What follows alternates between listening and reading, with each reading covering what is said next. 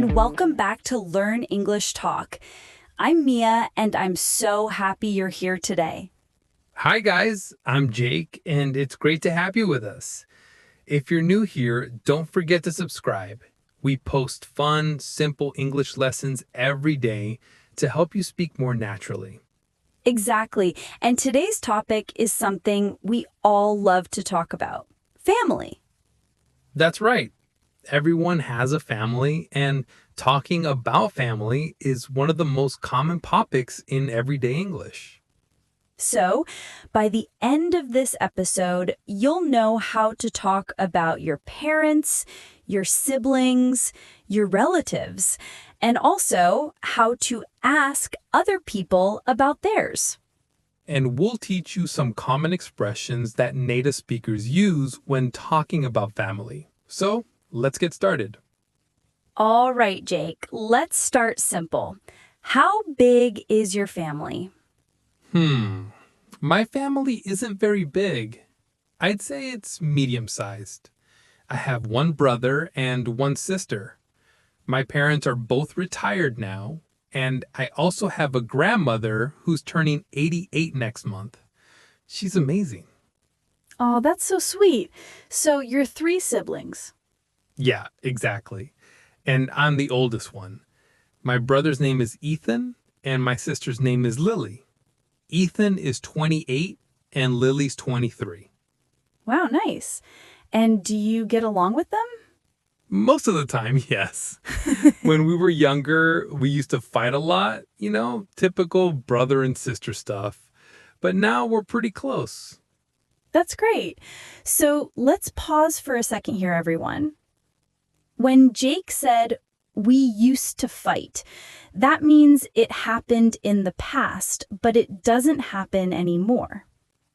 Exactly.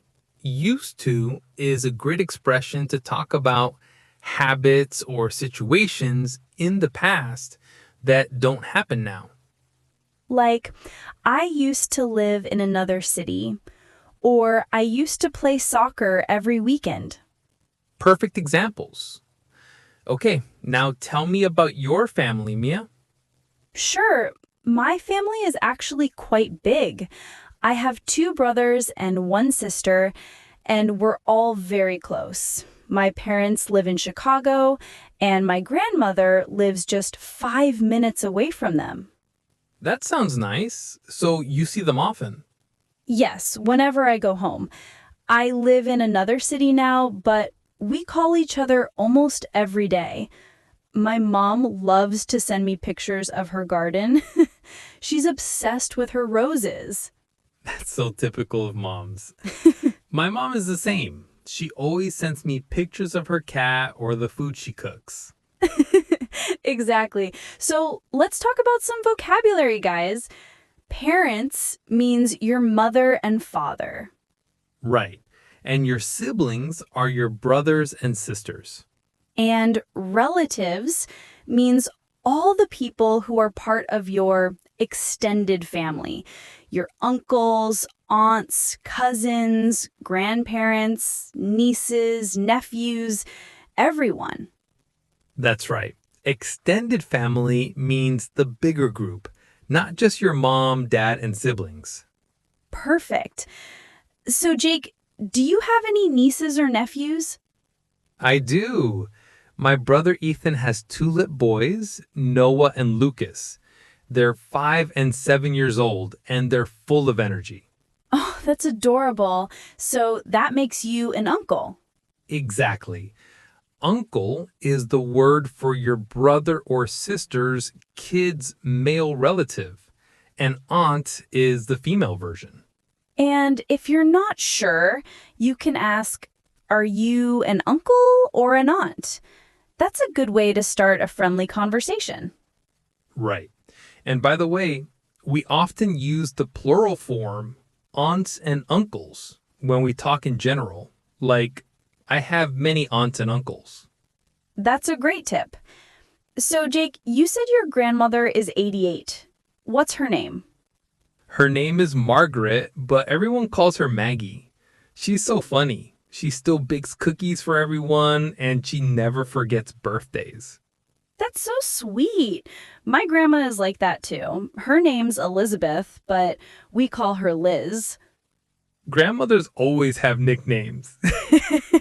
By the way, nickname means a short or special name people use instead of the real one. Exactly. Like Liz for Elizabeth or Maggie for Margaret. And sometimes people create funny nicknames, right? Oh, totally. My grandpa used to call me Jakey.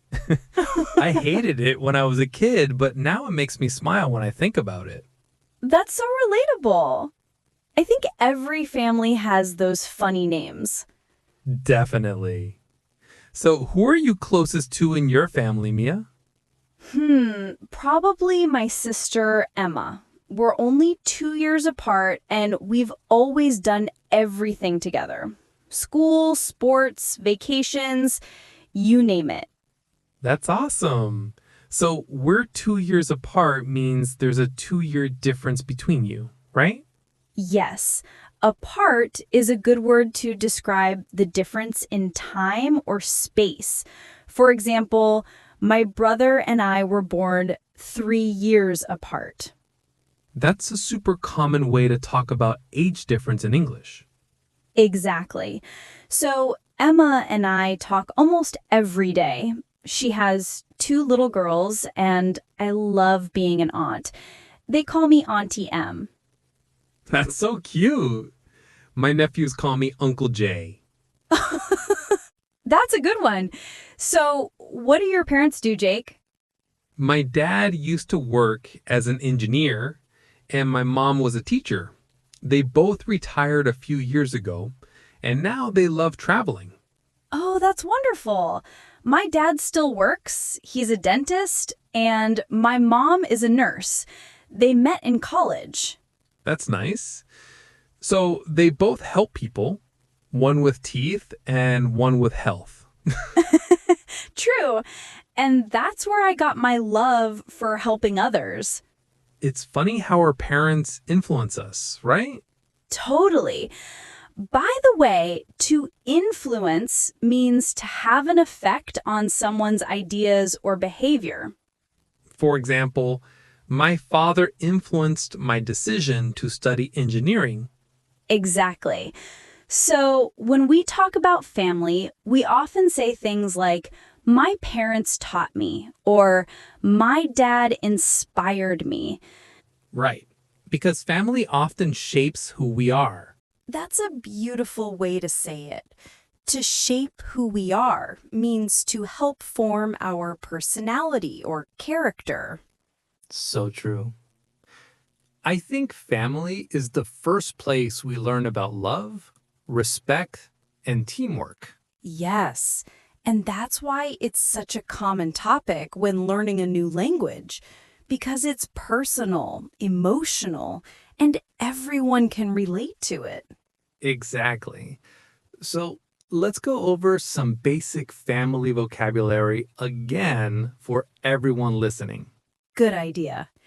Okay, repeat after us, everyone. Mother, Father, brother, sister, grandma, grandpa, aunt, uncle, cousin, niece, nephew. and children means sons and daughters. Perfect. So let's try a few example sentences. My mother is very kind. My father loves cooking. I have one sister and two brothers. My grandparents live in another city. My aunt is a great cook. My cousin and I are best friends. Nice. So if you're practicing at home, repeat those sentences out loud. It really helps your pronunciation and confidence. Yeah, speaking aloud is key. When you hear yourself, your brain gets used to English rhythm and sound. That's right. Okay, Jake, let's make it more personal. What's a fun memory you have with your family? Oh, wow, good question. I think one of my favorite memories is when we went camping in the mountains. I was maybe 10 years old. We built a campfire, roasted marshmallows, and told stories under the stars. That sounds amazing. Camping trips always make such special memories. Yeah, it was so simple, but so fun. And my dad taught me how to fish that weekend. That's cute. My family used to go to the beach every summer. We'd rent a little house near the ocean and spend all day swimming and eating ice cream. That sounds like a dream. So, when Mia said we'd rent a little house, that's would used to talk about past habits like used to. Exactly. Would isn't only for future, it can also mean something that happened regularly in the past. Like when I was a kid, we would visit my grandparents every weekend. Great example. So, listeners, when you talk about your childhood, try using used to and would. They make your story sound more natural. Yes. So, Jake, do you have any family traditions? Oh, yeah, we have a big one. Every Thanksgiving, we all get together at my parents' house. Everyone brings food and we have a huge dinner. Oh, that's such a classic American tradition. So, guys, Thanksgiving is a holiday in November where families come together to share food and express gratitude. That's right. It's all about being thankful for what you have. I love that. In my family, our big tradition is Sunday lunch. Every Sunday, everyone goes to my parents' house. Cousins, uncles, everyone. It's loud, funny, and full of food. That sounds like my kind of party. It is. My mom always cooks way too much, and my dad insists everyone takes leftovers home. So, leftovers means the food that's left after a meal, and it's a super common word. You can say, I had leftovers for lunch. Right. And to take leftovers home is something you'll hear a lot in family gatherings. Totally. Okay, Mia, here's a fun question. Who's the funniest person in your family? Oh, that's easy. My Uncle Mike. He's always making jokes and doing impressions of everyone. Every family has that one funny uncle. Yes. He once dressed up as Santa Claus for Christmas and scared all the kids. Oh no, poor kids. Yeah, but now we all laugh about it. So, listeners, notice how Mia said he's always making jokes. That's present continuous used to describe habits that feel permanent, like something typical of a person. Exactly. So you can say, my mom is always worrying, or my brother is always singing in the shower. Perfect examples. Okay, speaking of Christmas, do you spend it with your whole family? Yes, we all go to my parents' house. There's usually around 20 people.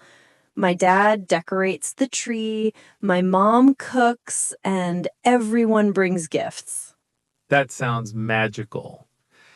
My family also gathers at Christmas, but we keep it small.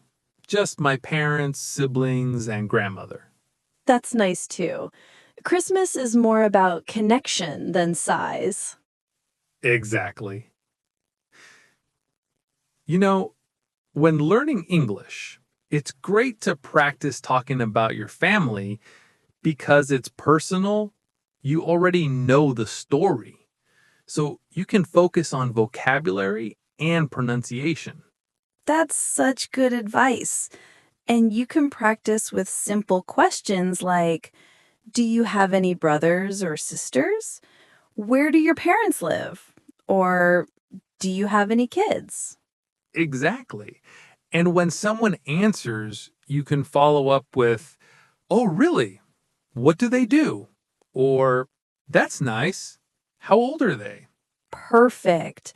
That's real conversation flow. So let's practice a little role play, okay? Let's do it. I'll ask you questions and you answer. Then we'll switch. Ready? Ready. Do you have any brothers or sisters? Yes, I have one brother and one sister. Are they older or younger than you? They're younger. I'm the oldest. What do they do? My brother is a graphic designer, and my sister is a college student. Nice. Where do your parents live? They live in Florida now. They love the warm weather. Who doesn't? Okay, now it's your turn. All right, Mia, do you have any brothers or sisters? Yes, I have 2 brothers and 1 sister. Wow, big family. Are you the oldest? Nope, I'm in the middle. What do your parents do? My dad's a dentist and my mom's a nurse. That's cool. Do you have any nieces or nephews? Yes, 2 nieces. They're adorable. Awesome. That's a great practice round, right, guys? Yes. If you're listening at home, pause this part and try answering these questions yourself. That's right. Practicing out loud really helps you remember vocabulary. Okay, Jake, here's another fun one. Who's the most serious person in your family? Probably my dad. He's funny sometimes, but most of the time he's calm, quiet, and very logical.